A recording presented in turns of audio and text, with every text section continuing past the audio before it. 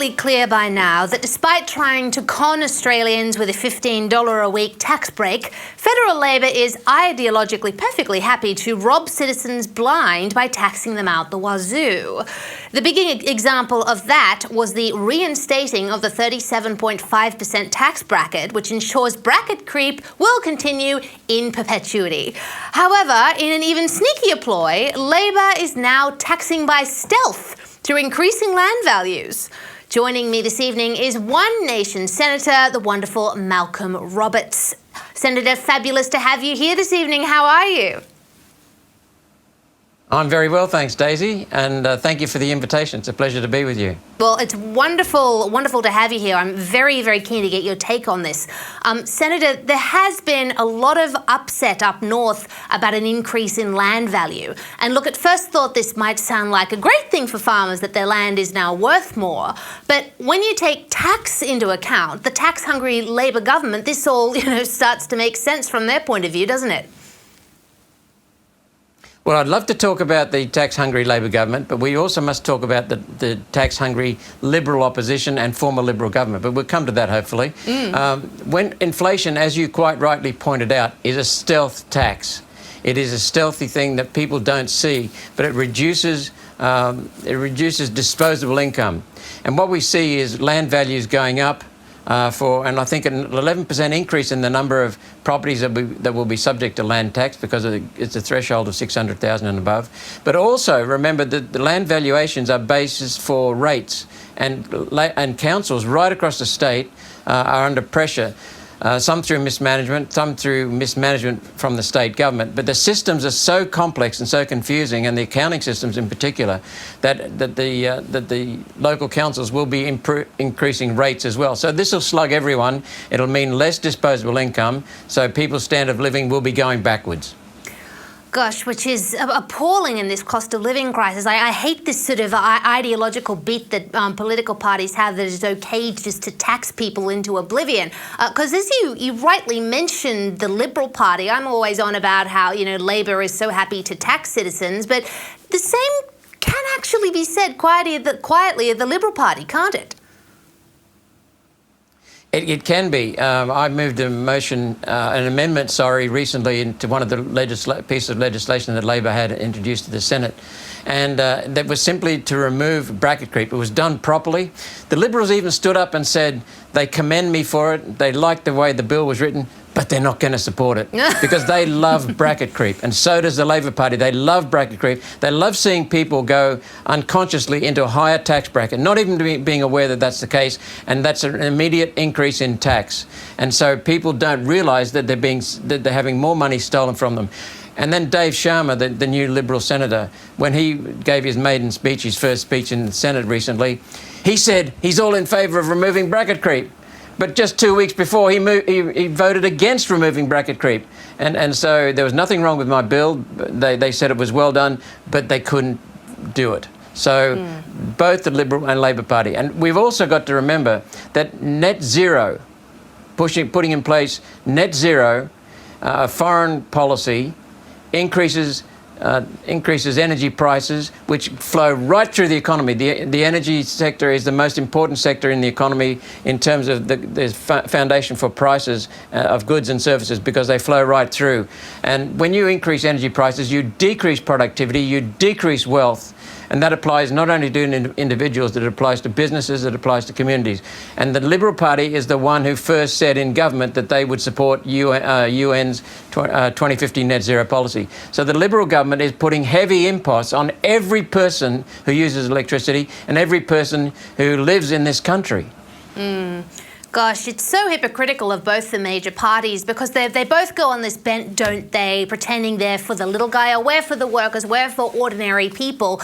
But how can they possibly say that with a straight face when they're so happy to tax people? Well, they're used to the lies that they're putting out. The climate scam is a lie. The climate fraud is a lie. The whole basis for these energy policies is a lie. And then what we see with every major problem, Daisy, in this country comes out of Parliament House, Canberra. Every major problem. Some of the problems come out of the states, but they're exacerbated by the federal government.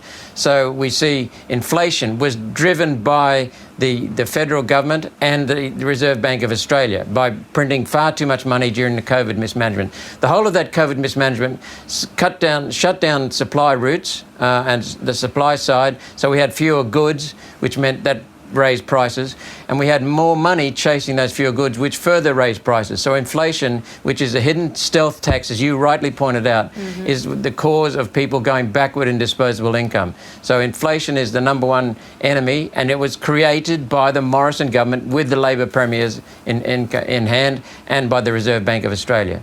Oh, absolutely. And that's so what we need to do is actually open these people up to the truth.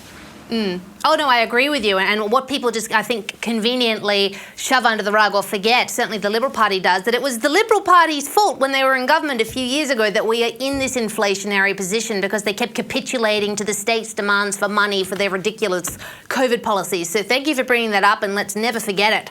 Now, Senator Roberts, according to this chart, the greater the rate of primary production, the higher the valuation increase. Is this justly proportional?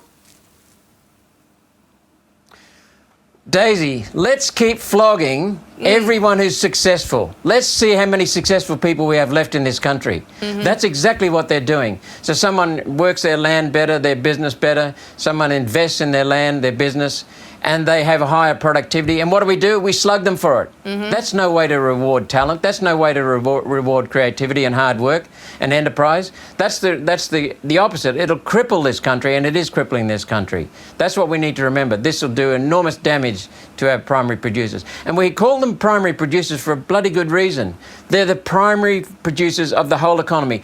Everything is based upon agriculture and mining, the two primary production sectors. Manufacturing is based on that. Goods and services in the services sector or the tertiary sector are all based upon it. So we're killing the primary sector. And what it's doing is it's hollowing out the bush. They want us all to move from the bush and into the slums and cities, high density, high-rise living. Thomas Jefferson said it so well. Tim Ball, the expert climatologist from Canada, echoed those words. You can have farms without cities, Daisy, but you cannot have cities without farms. We are crippling this country. And that is such a good point. You know, they are so important to our farmers, and they're being treated so shoddily by the government. And certainly, think of the cost of living crisis. As taxes increase for our farmers, won't that in turn flow on to our grocery bills? Will they become even more expensive? Yes, it will, and we're seeing the prices increase already quite dramatically because of the recent increases in energy costs, which have been artificially driven by basically lies, and also by inflation. And also we must remember that we're seeing the consequences of previous Liberal national governments that stole farmers' rights to use their land. And to comply, that was the Liberal Party government way of complying with the United Nations Kyoto Protocol. They said they wouldn't sign it, but they will comply with it. The moment they did that, they started putting in restrictions on land use. They got the state governments involved, particularly New South Wales and Queensland, to put those land use restrictions in. And now we see the Queensland government 3 years ago bringing in legislation to cripple the farms right up and down the east coast of Queensland, which, as you know from our state's layout, are fundamental agricultural areas. They're the richest agricultural areas, all in the name of the environment. And I asked questions in a Senate inquiry of the Queensland experts. They don't have any evidence for it. We must remember that the farmer, the owner of the land, is the most important custodian, the best custodian, because a farmer, if he ignores the environment around his land deteriorates. The farmer is the best person for understanding the management of the environment. The farmer is the one who's going to miss out the most if he abuses that or she abuses that, because their superannuation goes. They have got nothing to hand back to their kids. Whatever they want to do is gone. So the farmer is the best person to manage the land and the environment around his or her property. And what we're doing is we're putting it in charge of bureaucrats in Canberra, bureaucrats in Brisbane, and bureaucrats in academia that are crippling our agricultural sector. Oh, absolutely. I mean, they're just handing it over to people who have no idea what they're doing. It's outrageous. Now, look, Senator, before we go, I have to talk to you about this digital ID bill. You have been a real campaigner against the digital ID bill. What is there left for Australians to do to stop this nightmare becoming imprinted as a reality? Well, Daisy, I'm normally a very calm person and I don't get upset too easily. But on Wednesday night before Easter, after this bill went through, without any debate, not one word of debate, amendments were moved and passed without one word of debate. And so that's the first thing, to recognise the guillotine. So I was shattered.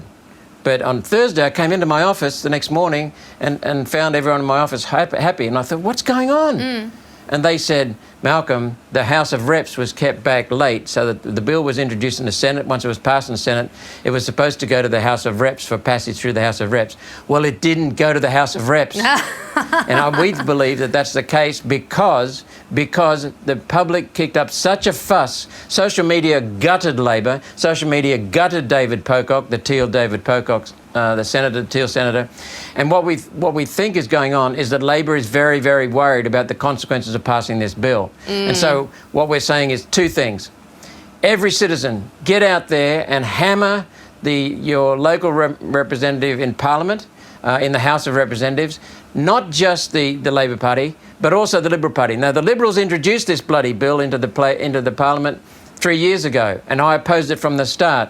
But the Liberals have voted with us against the bill last 2 weeks ago in the Senate. So we know the Liberals are sensitive in the lower house. We know that the Labor Party is sensitive in the lower house, and the Teals and the Greens. So get out there and tell your lower House of Representative member to vote against it.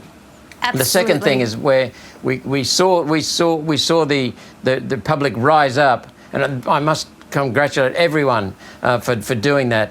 We heard it in Canberra. Now, what we need to do is One Nation put out a petition about opposing the Digital Identity Bill. It got 60,000 signatures in the space of 2 days. Phenomenal. Fantastic. And what we're doing now is, based on that strength, we're running a national protest day on May the 5th, Sunday, May the 5th, and we'll be having protests in each of the major capital cities in Australia. So it'll be very important that the public gets out and shows its voice.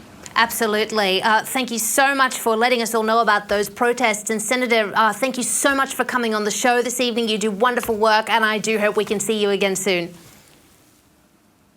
I'll look forward to it. Thank you very much, and have a good weekend, Daisy. You too.